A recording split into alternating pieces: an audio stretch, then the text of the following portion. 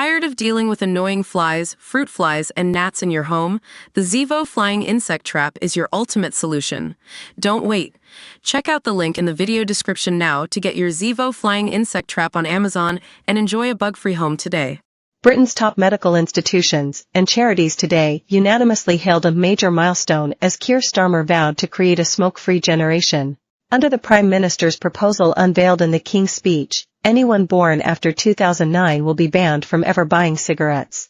There had been uncertainty in the medical community after July's general election quashed any hopes of the historic bill put forward by Rishi Sunak, passing before the previous parliament. But health experts said the bold announcement now positions the UK as world-leading in tobacco control and would save countless lives. Yet not all were supportive, with critics branding the move as nanny state, a killjoy, and unworkable.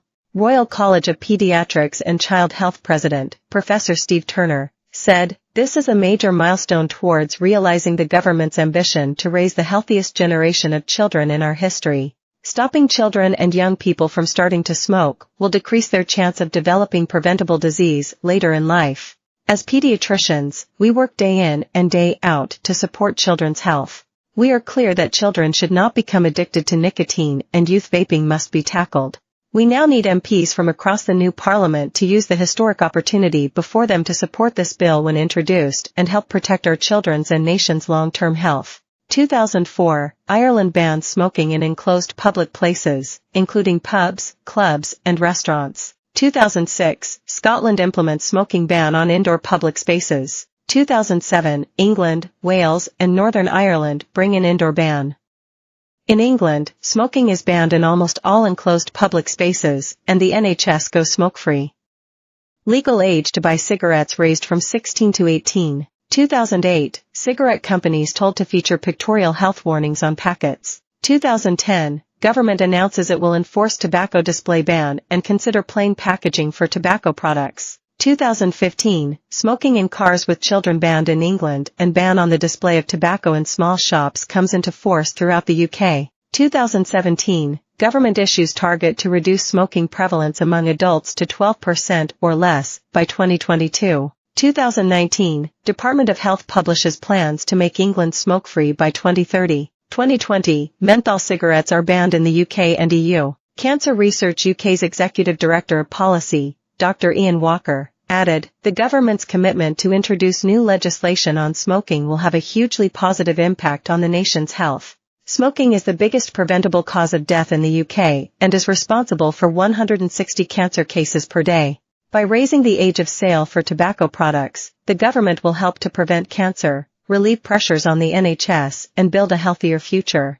This bold announcement positions the UK as world-leading in tobacco control.